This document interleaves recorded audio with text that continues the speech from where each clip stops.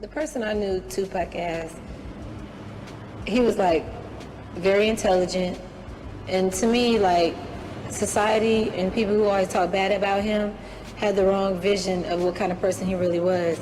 I mean, everybody has done crazy things before or get put off in the wrong situations with the wrong type of people and wrong surroundings, but he's not a bad person. To me, I think he had a lot of sense, and he was very intelligent.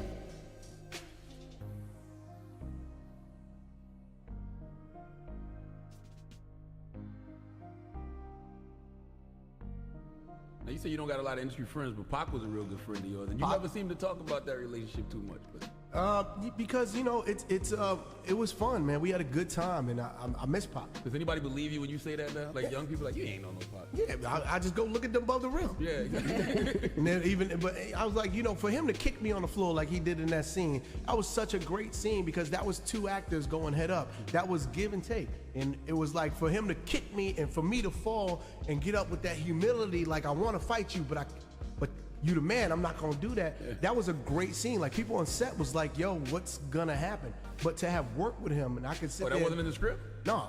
So he just decided to kick you? He just kicked me. You know? It was just like, and I went with it. I went with it. We kind of talked about it before the scene. I was like, yo, go for it. I said, whatever you need to do, just go there. You know? I know we're gonna be a kick. I know we're gonna be a slap. I know it was a gun to. Whatever you need to do, just it's a trust thing with acting. I got you. That. But me, Omar, Epps, Pac were like, Omar did Juice with Pac. And so me and Omar went to Performing Arts High School together. So Pac went to Performing Arts High School in Baltimore. So we all grew up in the hood, but we all were Performing Arts High School kids. But Pac just remained thoroughly gangster. Me and Omar was like, once we put our tights on, we were tied to guns. So, but Pac was, we used to hang out, like chill out, and we go to the Bronx or hang out with some girls, and you know, we had a good time, bro. And I saw Pac the night he died, man. I saw him 20 minutes before he died. That was the last time I saw him. I went over, said what's up, gave him love, and 20 minutes later, I heard he got shot. Did you ever give him a call and say, hey, bro, you wildin', bro, with the whole East Coast, West Coast thing? Like how you said you called Chappelle in Africa? I would tell Jada to tell him, because I would never see him. Every now and then I would see him, I'd be like, you good? Yeah. I'm good. Like when he was in that space, he was in that space. Pac was just committed, man. And not to say that he wasn't gangster. Pac was gangster. He shot two cops. He shot many of people. He was that dude. When we did Above the Rim, he shot two cops in Atlanta. When he was doing Above the Rim, he had a rape charge. Okay, we get you are gangster. He was so gangster. My mom called me and was like, baby, I don't want you hanging out with that boy. After you know somebody, when your mama tell you to hang around. He seemed like he's a nice guy, but he got a bad element around him. So you don't hang out with him. And that was the one time I actually listened to my mom. I kept a little space, but you know, we was cool. And I miss him. And I know that this generation could have really have used a guy like him because he understood. He was our Malcolm, you know, they would have understood.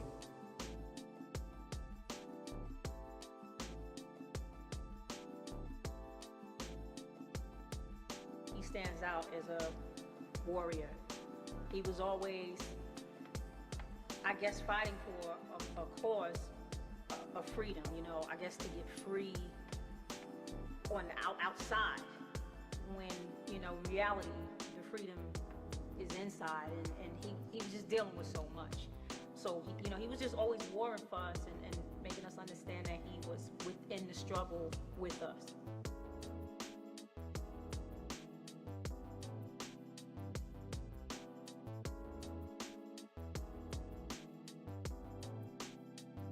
Tupac was an old soul, an old spiritual soul, knowing things, having the wisdom of someone having been here for 70 years that was shoved into this crazy 17-year-old body. She used to tell me, yeah, but I'm not the typical 23-year-old. And after I knew him for 2 or 3 years, he used to say, put that in the legacy. write that down in the legacy. And I thought, boy, this ain't no legacy. And it was.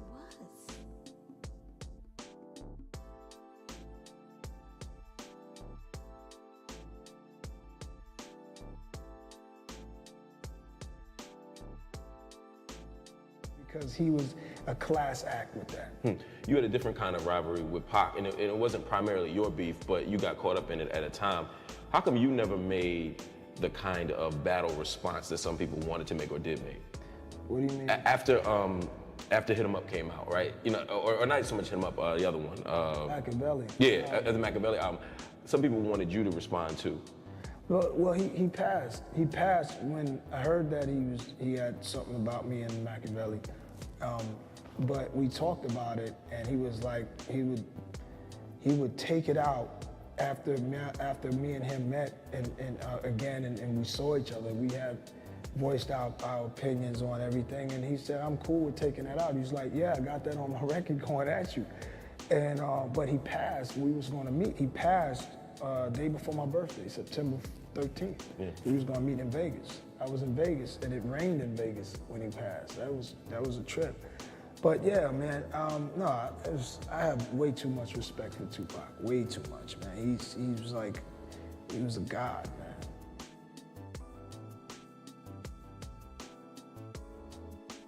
We were going to do an interview one day, and we're riding, and I listened to all kind of music. And I was listening to a theme, Backdraft.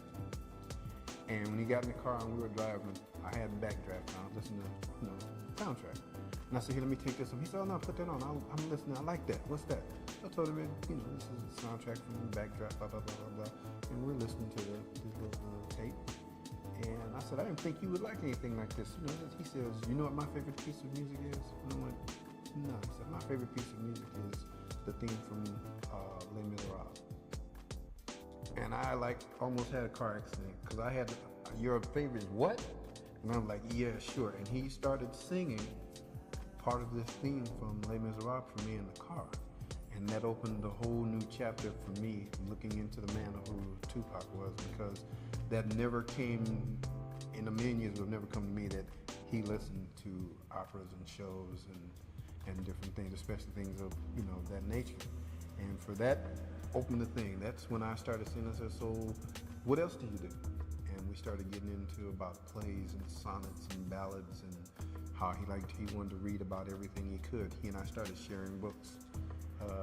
We were flying one time, I think we were going to New York, and I was reading a book about how the Russian secret police came about, Spetsnaz and the KGB. And he said, hey, Hen, what you reading? I said, a book about Russian KGB and spies and stuff. And he said, let me see it. And so I didn't think he was going to keep it long. And I just took it and I handed it back over into the seat. I never got my book back. He read the book. He read the book. He read the book. So when I asked him about my book, I said, hey, you think I can get my book back? He said, no, but you can go buy another one because I'm keeping this one. And he kept it because he had marked certain things, and he would go over it. And if he couldn't get understanding, he would call me and say, Henry, what's this mean? How does this? What is this? And we would talk sometimes about the things that were in those books. We talked about history. He, talked about art, talked about performance, and that's when I started to get a rounded picture of what and who I was dealing with. Because at first, he was just a rapper. But as we spent time together, those other facets started coming out. And it was like, holy smokes, what do we have here? This is different. This is really, really different. I mean, I've been on the street. I've seen the thugs. I've seen the smokers, the dopers, the bangers, the whole thing. This man was different. He would tell me, I'm going to do X amount of interviews, or I would tell him his manager to come up and say, hey, we got so-and-so wants to do an interview, or these people want to get pictures. And he would pick what he wanted to do, and he said, okay, I'm going to do the interview with them. I'm going to do a couple of pictures with them. And if he felt good, and if the crowd was one that, he felt comfortable with, then we would work the whole crowd. If it wasn't, we had signals, and he'd give me that signal, and we were gone. He never fought me about calls and decisions that I made out there, because he knew that I was there for him and I was there to try to take care of him as best I could. And as we worked more, he became more comfortable with my style about how I worked, and we knew. I could look at him and tell, you got one more interview. And after a while, he's like, "You getting good, you know." And I said, "Yeah, I'm reading." I learned to read his face and his body and his mannerisms. I knew when he was tired. I knew when he didn't want to talk. And based on what I observed is how I would deal with it. He's not giving interviews tonight. He's not signing anything tonight. You know, sorry. He just, he's not into that tonight. And there were nights when they were like that. You know, and I dealt with the people respectfully, so it didn't put him off. I'm just saying he's just tired. He just doesn't feel up to it. You know, tonight. If we're here tomorrow, maybe tomorrow, or call his manager and see if we can set something up at a later date. I didn't believe in being, pushy, and being, hey, we're not doing this. It's just low profile. He's just not into it tonight, and we'll catch you at another time.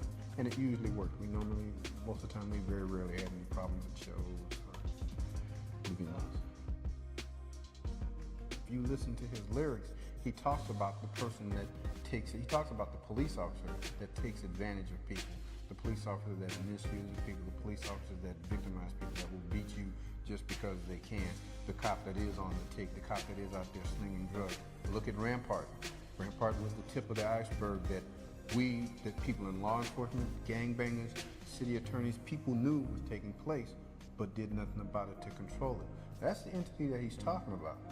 He had a lot of common sense. He knew who was right and who was trying to do right. He would deal with those people, but he was also deal with those who were not right, and he was not afraid of them because he had no reason to be afraid of them. And when you put yourself in that position that you're not afraid of somebody that's doing wrong, it can lead you to some really interesting situations. Law enforcement doesn't like the person that doesn't bow down. You roll up on somebody and I'm the man and you're supposed to do what I have to do. We have rights as citizens that say they're not supposed to do that. Police officers have a tendency to overstep those bounds regularly, and they're so-called dispensing of justice. As a police officer, I try never to do that because I remembered what it was to be a young black man, a juvenile on these streets, and I wasn't a cop. And I remember what things had happened to me. So in my dealings with people, I never put those people in that position.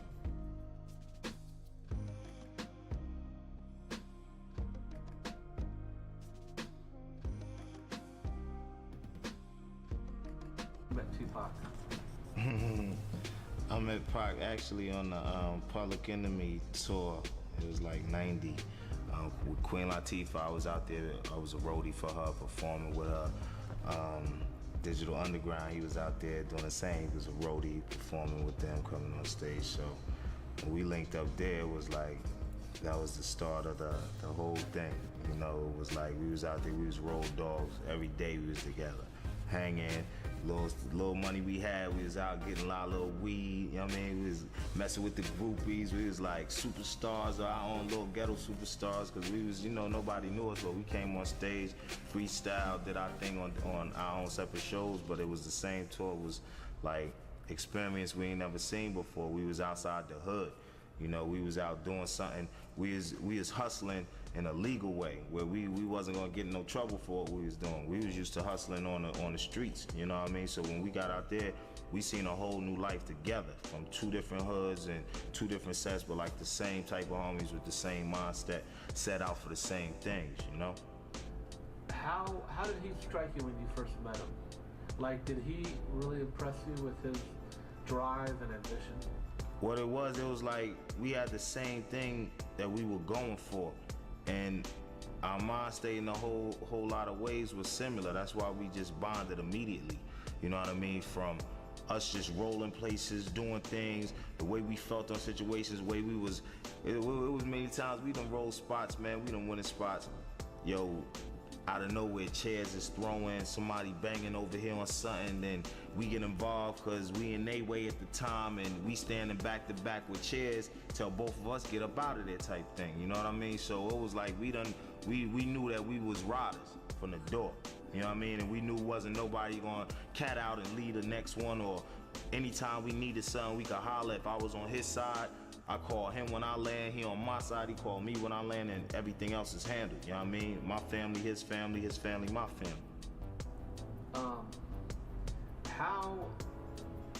What did you think of him as a lyricist and as a rapper? Come on, he was a prophet, he was a visionary, he was a baby panther, he was a soldier, he was a thug. He, you know what I mean? He had all elements. You know what I mean? He was a leader.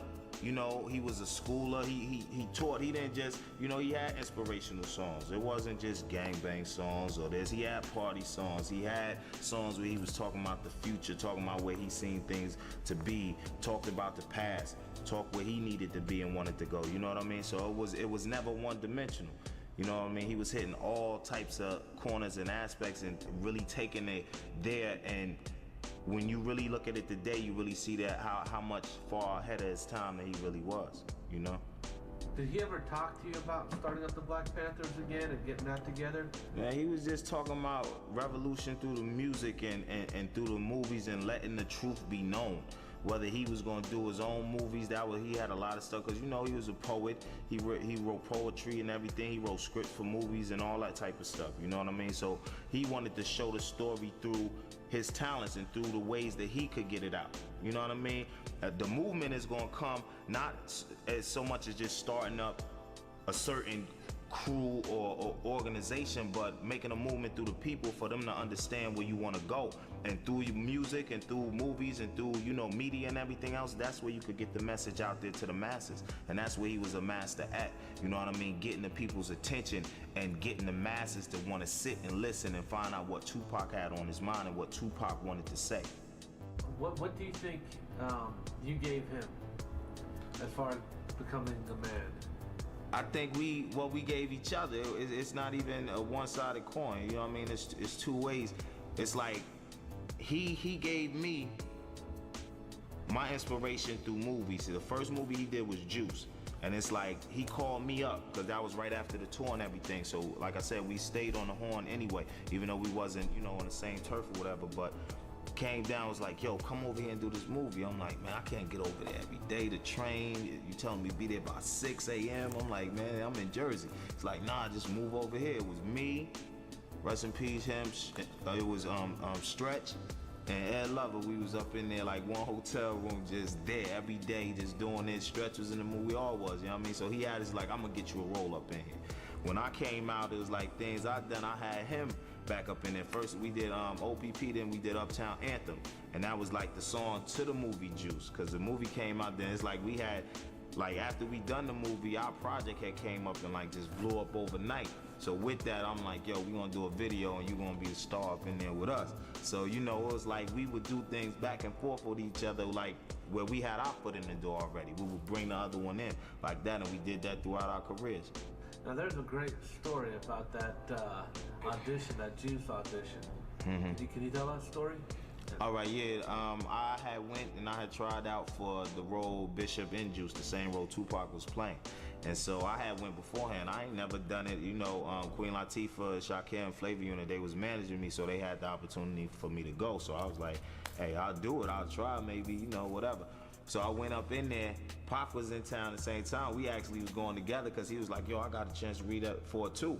So he was going up in there too. So after I read, I was waiting for him because we was gonna go hang out after, you know, we done or whatever. So he go up in there and read after him. And like I went up in there, I'm reading lines like, yo, you know, I'm explaining, like reading it basically. I know it a little bit, but I'm, you know what I mean, not know. He went up in there, yo, fuck that, I'm telling you, you gotta learn saying, you gotta put it down the streets. You go, yo, I heard, I'm like, yo, you better get this motherfucking roll. I don't even want it no more. You know what I mean? So we, man, it's like, well, everything that we done.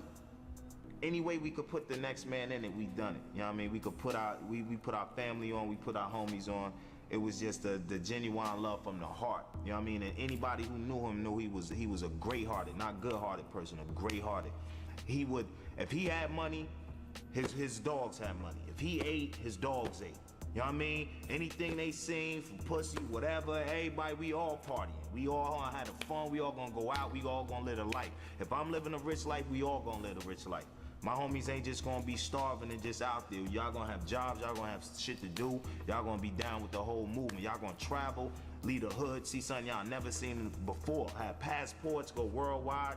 That's the whole thing, you know what I mean? Bring the whole family. A family that stays together, get paid together, you know what I mean? The best thing about Pac, man, was, man, all the good times. Cause we, man, I mean, if you knew Pac could not sit down long. The longest he was anywhere was if it was in the studio. That's the longest time he spent in a certain spot. And even if he in the studio, he'll go to the store and be right back and get a pack of cigarettes or, you know what I mean? Yo, somebody gonna be on sense? Fuck that, I gotta, you know what I mean? He just up, he was just a ball. You know what I mean? He just knew, like, there's so much he wanted to do and accomplish that he knew, and he knew that he could do it. If he put his mind to it, it was all in his mom's, Afeni, he loved her, you know what I mean? He used to always say stuff, man, listen, man, my Dukes taught me woo, woo, woo, and woo, woo, and just be putting it down. You know what I mean? Like, yo, like, he was a soldier from here. You seen it was the upbringing.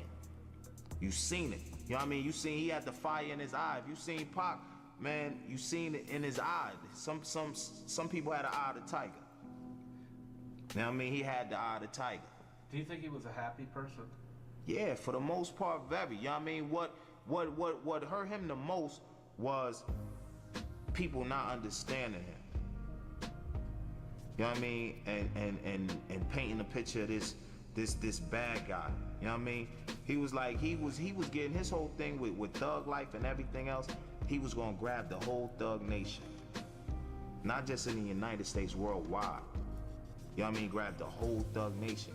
And once he had the thug nation, you know what I mean, and shown from the door, when you get in a whole following, it's gonna be a war in place, cause it's gonna be another side, it's gonna be an adversary. You know, he had to know from the door, when I do the war, I gotta show them how strong of a leader I am and how much of a rider. And once I get them, then we could have a sit down. And then we'll have the thugs where they ain't in it to bang. They in it to make it a business. You know what I mean? And take it over the way they should be. He knew that all of us, as far as the urban communities, everything was concerned, we was trapped and we was catened off. You know what I mean? So we couldn't be successful. And that we would kill each other. You can find anybody in a spot, they can't get out. The frustration gets, stays there. So he was gonna get the whole thug nation and turn it around and make it that movement.